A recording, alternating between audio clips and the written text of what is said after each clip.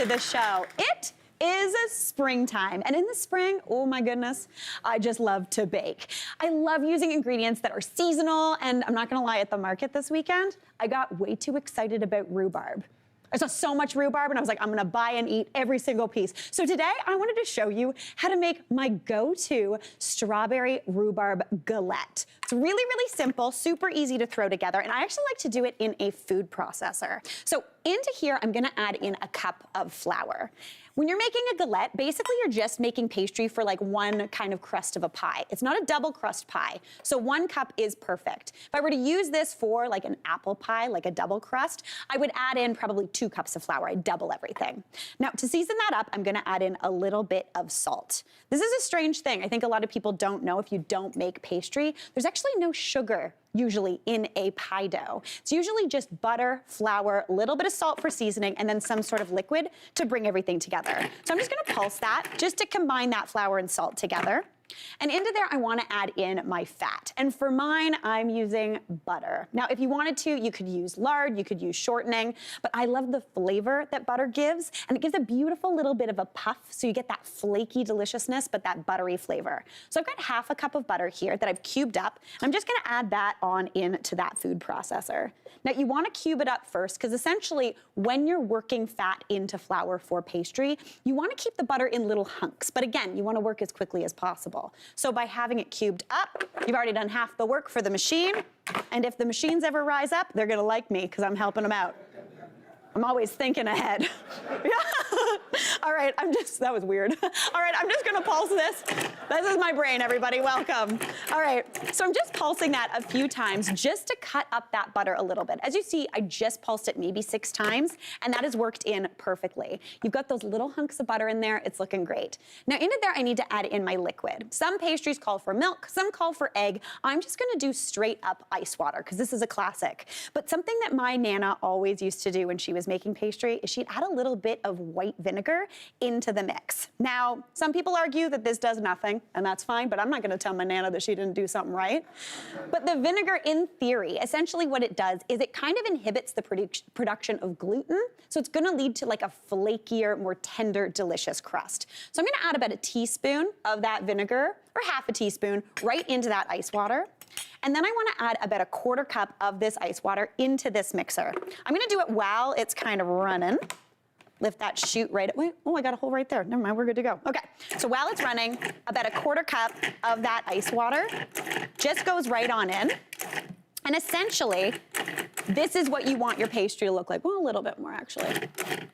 You want it to be on the drier side. When you open it up, you wanna be able to grab some of that pastry. It's all crumbly right now, but when you squeeze it, it holds together. That is a perfect pie dough. What I do now is pop that out onto a piece of parchment paper or saran wrap, pop that in the fridge for about 30 minutes, just until it's nice and chilled. While that gets to chilling, I'm gonna work on the filling. Now, for the filling, we're doing strawberry rhubarb because again, I'm too excited about it. So the first thing I need is some strawberries. I've got about 2.5 to 3 cups of just quartered strawberries here. As soon as strawberries start to look beautiful and red and wonderful, this pie is 100% on my menu. All right, add that on in. And then I want to talk real quick about rhubarb. This here, which you can find in markets right now, is called forced rhubarb. So forced rhubarb is grown in the dark, and that's how you get this beautiful red color with these kind of sweater matching green leaves. It's really delicious, it's got beautiful color, but if you had garden rhubarb, even left over from last spring, or it's popping up, it's gonna be a little bit more green, it's still gonna taste delicious. The only thing with rhubarb that you have to remember, do not eat the leaves. This delicious stalk is edible, the leaves are not. So get rid of those, pop them in the compost, and then you wanna chop up about 2 cups of rhubarb. I've got it cut into about 1/2-inch slices here, about 1 centimeter. I'm gonna add that in with those strawberries. And then to kind of amp this up, the spring is one of my favorite seasons for food because you're getting all those new growth. You're getting those strawberries, you're getting green peas, but it's still kind of citrus season. So I'm gonna add in the zest of an orange. That's gonna add in a little bit of brightness. It's not 100% necessary, but it just gives this like hint of kind of something special in this galette. Makes it look like you really know what you're doing because everyone's gonna be like, oh, is that an orange in there? And only you will know that yes, it is. You and everyone here, so we're good. All right, That zest is in there, looking beautiful. Now to sweeten that up a little bit, I'm gonna add in half a cup of sugar, just plain white sugar. And then to thicken this as it cooks, I'm gonna add in 2 tablespoons of cornstarch. Now, cornstarch is great because basically once it hits boiling temperature, it starts to thicken and it gets clear, it gets beautiful, and it gives you a really nice jammy consistency. So that's gonna give you like jammy kind of deliciousness into this pie. Now, to season that up, I'm gonna add in a little bit of vanilla extract. If you wanted, you could do almond extract, that would be delicious as well as about a 1/4 teaspoon of some cinnamon. This gives you, again, a little bit of like a warm classic pie vibe. Then, obviously, we need a little bit of, where is it? My pocket nutmeg. We gotta add that right on in. Just about a 1/4 teaspoon of that. Tap, tap. And then I just wanna mix that up. Don't worry, I'm putting it back in my pocket. I don't wanna lose it.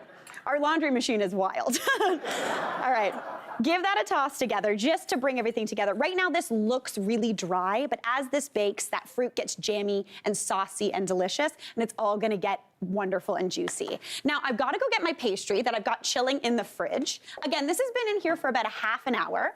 Now, if your pastry is really, really firm coming out of the fridge, feel free to just set that aside for about 20 minutes on the counter, just until it's workable. You can also make your pastry like a couple days in advance, pop it in the fridge, and you're good to go. So I'm just gonna get a little bit of flour, and I'm gonna just scatter this down onto a work surface, just a nice, flat, clean work surface. This is where you eventually do have to like really clean your counter really well after you do this, because you do get a little bit of pastry on there, but that's not the worst thing in the world. And then you just grab your rolling pin and you roll this out. Basically, you want this to be about a 1/4 inch thick. Now, this is looking perfect.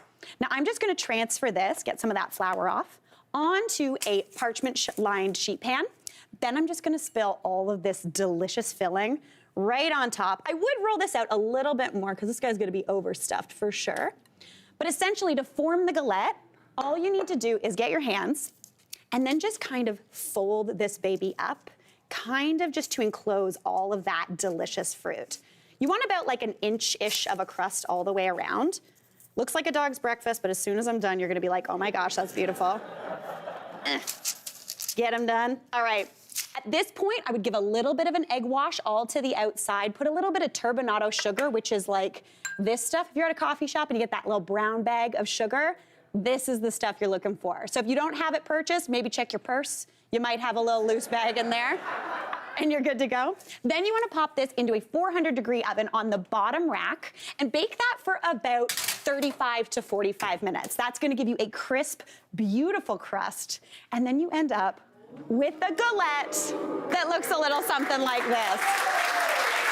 Now, my favorite part of a galette, all you need to do that, pop that over here, and then you just slide that right on off, and you've got a perfect little guy.